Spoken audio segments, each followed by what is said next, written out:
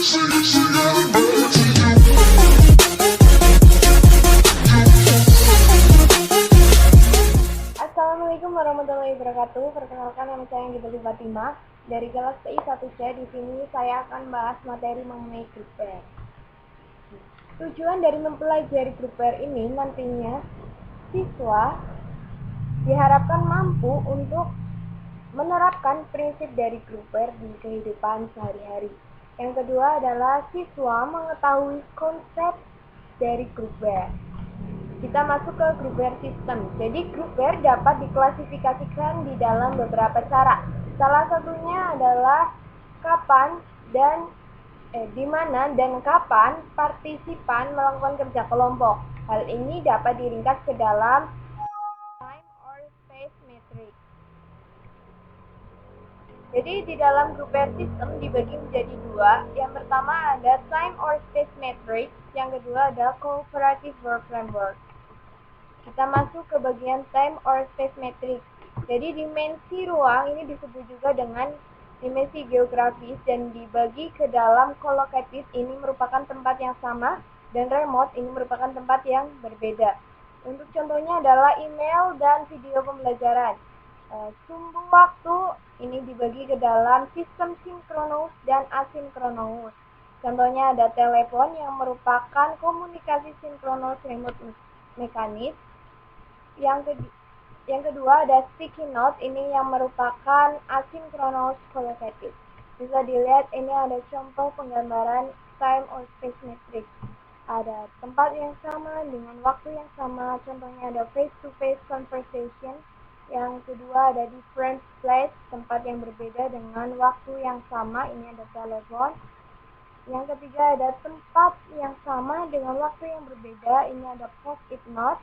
Dan terakhir ada tempat yang berbeda dengan waktu yang berbeda, ada letter atau surat. Kita masuk ke grouper system yang cooperative work framework. Jadi dapat diklasifikasikan grouper system berdasarkan fungsinya di framework yang mana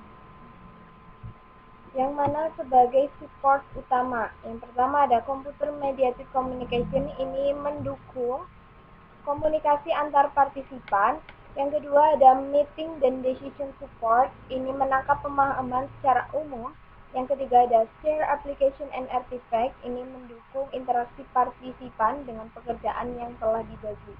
Ini ada contoh penggambaran dari cooperative work framework. Kita masuk ke bagian computer mediated communication. Ini dibagi menjadi 4 komponen. Yang pertama ada email dan bulletin board. Yang kedua ada struktur message system. Yang ketiga ada video conference and communication, video pembelajaran dan komunikasi. Yang keempat ada virtual collaborative environment. Jadi kita masuk ke pembahasan komputer dan mediated communication terlebih dahulu. Jadi secara implisit dalam istilah CQR dan CSCW, yang mana terdapat 2 atau lebih partisipan dan mereka saling berkomunikasi satu sama lain. Sayangnya, komunikasi yang baik ini tidak cukup. Jadi partisipan harus mampu untuk bekerja sama di pekerjaan mereka. Peningkatan komunikasi mungkin membantu masalah ini, tetapi tidak terlalu diperlukan. Kita masuk ke bagian yang pertama, email dan bulletin board. Jadi hal yang perlu diperhatikan dalam mengirim simple email ada 5. Yang pertama ada preparation, menuliskan pesan pada komputer. Ini bisa juga menambahkan subjek. Yang kedua ada dispatch, ini menginstruksikan program email untuk dikirim ke penerima. Yang nomor 3 ada delivery, ini mungkin memerlukan beberapa detik, ini untuk email yang berbasis LAN, memerlukan beberapa jam, ini untuk email berbasis email internasional via slow gateway. Maka email akan sampai pada komputer penerima. Yang keempat ada notification, ini jika penerima email menggunakan komputer, maka akan menampilkan pesan terdapat bahwa email masuk atau mengeluarkan bunyi beep sebagai pertanda dia mendapatkan email. Yang kelima ada receive, Penerima membaca email menggunakan program email yang mungkin dari pengirim yang berbeda. Ini ada contoh yang simple email, ada siapa, dari siapa, ada subjeknya, kemudian ada isinya. Kita masuk ke bagian struktur message dan video conference and communication. Jadi, di struktur message berbagai bentuk sistem pesan telah dikembangkan untuk membantu atau mengatasi kelebihan ini.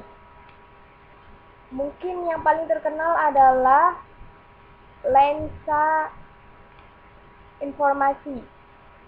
Ini mengadopsi beberapa bentuk pemfilteran untuk menyortir item ke dalam kategori yang berbeda, baik itu berdasarkan kepentingan atau subjek. Ini ada contoh. Ini ada contoh dari struktur message. Kemudian kita masuk ke pembahasan video conferencing dan komunikasi. Jadi video conferencing di dalam CSCW ini tidak menggunakan komputer, meskipun komputer dan telekomunikasi mempunyai hubungan yang luas dan khusus dalam area CSCW. Jadi sistem ini dihubungkan menggunakan jalur komunikasi khusus yang menggunakan sarana satelit sebagai penghubungnya. Kemudian satu kekurangan sistem ini adalah, kita ulangi, satu kekurangan sistem ini adalah keterbatasan pengambilan kamera video seperti ukuran dan kualitas pengambilan gambar. Ini ada penggambaran dari video conferencing dan communication. Ini merupakan video channel. Oke, sekarang kita masuk ke pembahasan meeting dan decision support system. Jadi, dalam suatu perbincangan, peserta ini harus membentuk kesamaan pemahaman tentang tugas yang dikerjakan dan membangun sebuah ide. Kemudian, hal yang perlu didiskusikan yaitu di mana sistem ini membangun dan merekam ide yang menjadi suatu fokus utama. Kemudian 3 tipe dari meeting dan decision support system ini. Yang pertama ada argumentation tool, yang kedua ada meeting room atau ruang meeting, yang ketiga ada share drawing surface. Kita masuk ke argumentation tool. Ini alat argumentasi yang merekam argumen yang digunakan untuk sampai kepada suatu keputusan, dan terutama ini mendukung tim desain collocative asynchronous. Jadi contoh alat argumentasi yang baik ini adalah sistem informasi berbasis masalah. Ini ada atau disingkat IBIS. Yang kedua ada meeting room, ruang pertemuan yang mendukung kelompok tatap muka atau face to face. Ini masuk ke dalam synchronous collaborative dalam pertemuan curah dan manajemen. Yang ketiga ada share drawing surface yang mana dapat digunakan untuk remote synchronous design meeting. Ini ada contoh penggambaran ruang meeting ya. Selanjutnya ada bagian share application dan artifact. Jadi beberapa sistem ini mempunyai kesamaan di teknologi seperti share workspace, namun sistem lebih difokuskan pada pekerjaan. Di dalam share application and artifact ini dibagi menjadi 5. Yang pertama ada share PC and share window system. Yang kedua ada share editor. Yang ketiga ada co-authoring system. Yang keempat ada share diary. Yang kelima ada communication through the artifact. Kita masuk ke share PC and share window system. Jadi poin pertama difokuskan pada pekerjaan yang dilakukan secara bersama-sama. Yang kedua ini mempunyai dua kegunaan, yaitu yang pertama dokumen yang sedang diproses. Ini contohnya jika partisipan ini menggunakan spreadsheet secara bersama-sama untuk memecahkan masalah keuangan. Yang kedua ada untuk technical support. Contohnya ada jika kita sedang mengalami masalah aplikasi ya, kesulitan pada suatu aplikasi, kamu dapat menelpon lokal technical guru ini yang akan terhubung dengan komputer kita. Oke, yang kedua ada share editor. Jadi editor ini dapat berbentuk teks maupun grafik yang bekerja sama. Poin kedua adalah dengan membuat PC dan Windows bekerja sama, ini nantinya maka user mengharapkan mempunyai tujuan yang sama dalam suatu komunikasi seperti face to face, ini masuk ke dalam kolokatif, audio atau video channel, atau sekurang-kurangnya pada komunikasi secara tekstual. Kemudian yang ketiga ada co-authoring system. Jadi share text editing ini merupakan kegiatan yang memerlukan waktu pendek, sedangkan co-authoring ini memerlukan waktu yang lama, misalnya seperti 1 minggu atau 1 bulan. Poin kedua ada share editing ini merupakan suatu bentuk kerja yang sinkronous, sedangkan co-authoring ini merupakan bentuk kerja asinkronous yang besar. Terkadang dalam periode tertentu ini melakukan kegiatan yang sinkronous. Kemudian kita masuk ke share diaries. Jadi ide dari sistem ini sederhana ya. Setiap orang ini menggunakan share electronic diary. Jadi hal ini berlaku sama jika kita menggunakan personal komputer dan pocket organizer. Kemudian jika ada seseorang yang ingin membuat pengaturan pertemuan, maka sistem akan mencari diary semua orang untuk menemukan waktu yang kosong. Kemudian ada communication through the artifact. Ini di dalam 4 sistem yang dahulu, yakni share PC dan Windows, share editor, kemudian ada sistem co-authoring dan share diaries ya. Ini yang telah terfokus pada artefak di dalam suatu pekerjaan peserta. Kemudian mereka bertindak pada artefak dan komunikasi dan berkomunikasi ya dengan yang lain tentang artefak. Jadi yang pertama, time or space matrix and asynchronous working. Jadi ini penggambaran yang pertama. Matriks ini telah menjadi bahasa yang umum di antara komunitas PSJW. Jadi ini juga dapat berguna selama desain ya, karena salah satu keputusan awal adalah apa jenis interaksi yang akan Anda rencanakan. Kemudian ada matriks yang kedua. Jadi matriks ini menempatkan sistem groupware ke dalam matriks yang disempurnakan. Kemudian matriks ini tidak banyak digunakan ya, tapi jauh lebih akurat untuk menempatkan desain yang prospektif. Bisa dilihat ini contohnya.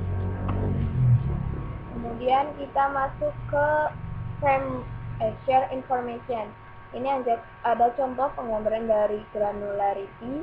Kemudian ini ada penggambaran dari level of sharing. Jadi levelnya ada 4 ya. Share virtual keyboard, ada other participant visible, ada key pointers, dan no visibility.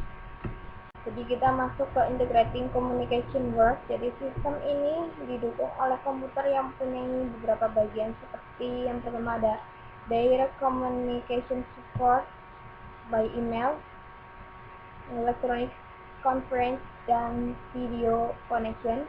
Yang kedua ada common understanding supported by argumentation tools, meeting room, dan share face. Yang ketiga ada feedback dan lain-lain ini ya. Dan ini adalah penggambaran dari cooperative work framework.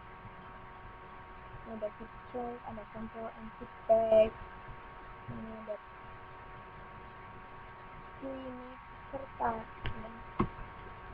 Nah, pembahasan selanjutnya ada implementing synchronous grup. Jadi ini dibagi menjadi 6. Yang pertama ada feedback dan network delay. Yang kedua ada arsitektur untuk grup. Yang kedua yang ketiga ada share Windows arsitektur. Yang keempat ada feature and network traffic. Yang kelima ada graphical toolkit. Yang keenam ada robustness and scalability. Kita masuk ke feedback and network delay. Jadi untuk memasukkan data berbentuk teks ini memerlukan waktu delay sebelum menerima respon atau timbal balik ya, untuk dari screen yang kecil, sedangkan jika suatu gambar akan memerlukan respon yang cukup cepat jika dibandingkan dengan bentuk. Jadi untuk melihat apa yang terjadi jika seseorang menuliskan sesuatu karakter, ini ada 9 poin. Yang pertama ada aplikasi suatu pengguna ini mengambil kejadian dari suatu kegiatan pada window manager. Yang kedua ada hal ini disebut dengan sistem operasi. Yang ketiga ini mengirimkan pesan melalui jaringan, terkadang melalui serangkaian tingkatan protokol, yaitu protokol. Yang keempat ini pesan akan diterima oleh sistem operasi pada remote machine. Yang kelima ini yang memberikan aplikasi remote pada suatu proses. Jadi poin ke-6 sampai 8 ini mengulangi proses yang sama untuk langkah 2 sampai 4. Yang ke-9 timbal balik ini diberikan pada screen pengguna. Kemudian kita masuk ke arsitektur untuk groupware. Jadi terdapat dua alternatif mayor arsitek untuk groupware. Yang pertama ada centralist, ini client server arsitektur. Kemudian ada replicative, ini dengan beberapa variasi dari kedua bentuk tadi. Jadi ini penggambaran dari client server arsitektur.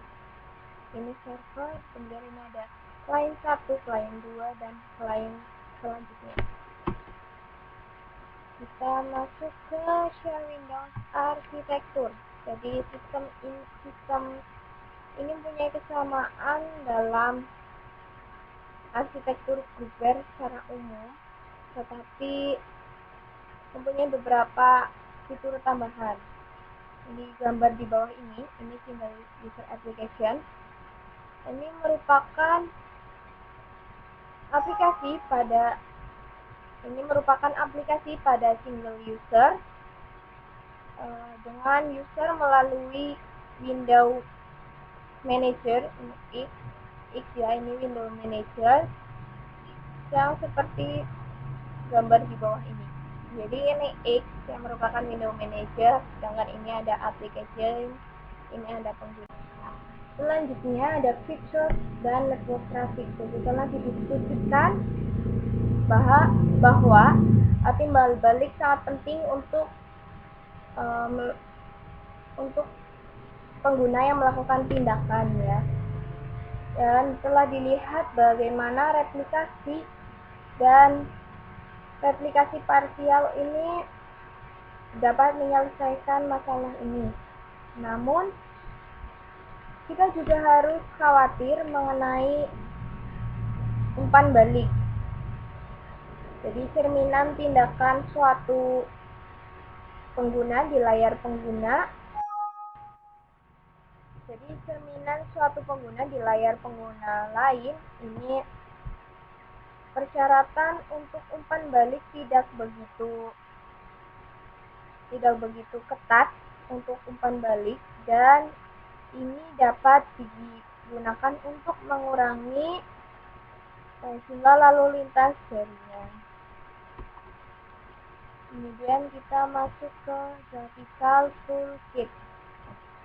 Jadi sebelumnya ya telah dibahas beberapa widget yang ditemukan pada grafik toolkit atau window manager seperti menu, tombol, kemudian dialog box,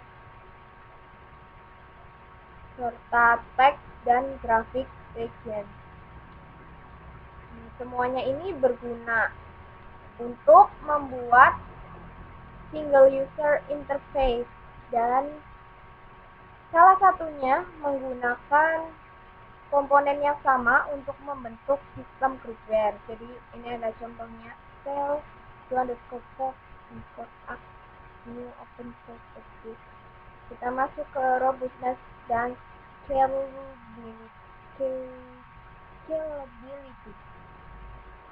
Jadi masalah yang timbul jika suatu sistem kita ulangi. Jadi masalah yang timbul jika suatu sistem yang akan digunakan ini dilakukan pengujian untuk produksi secara komersial. Ada 4 poin. Yang pertama, kesalahan pada jaringan, workstation atau sistem operasi. Yang kedua, ada kesalahan pemrograman, share application. Yang ketiga, ada urutan kegiatan yang tak terduga seperti race kondisi. Yang keempat, ada sistem tidak dapat mengukur jumlah pengguna atau kenaikan kelajuan kegiatan. Kita masuk ke bagian yang terakhir, yaitu bagian ringkasan. Jadi ini ada groupware adalah perangkat lunak komputer dirancang untuk membantu orang yang terlibat dalam tugas bersama atau kerja kelompok ya, untuk mencapai tujuan mereka. Jadi desain dari perangkat lunak kolaboratif atau groupware ini adalah untuk mengubah cara dokumen dan media media dibagikan untuk memungkinkan kolaborasi tim yang lebih efektif. Jadi ini desain dari perangkat lunak kolaboratif ini atau groupware ini tujuannya ini untuk mengubah cara dokumen dan media dibagikan untuk memungkinkan kolaborasi tim yang lebih efektif. Jadi kerja kelompoknya itu makin baik dan makin gampang, makin mudah. Begitu. Oke, sekian dari saya. Bila ada kesalahan kata, saya mohon maaf. Wassalamualaikum warahmatullahi wabarakatuh.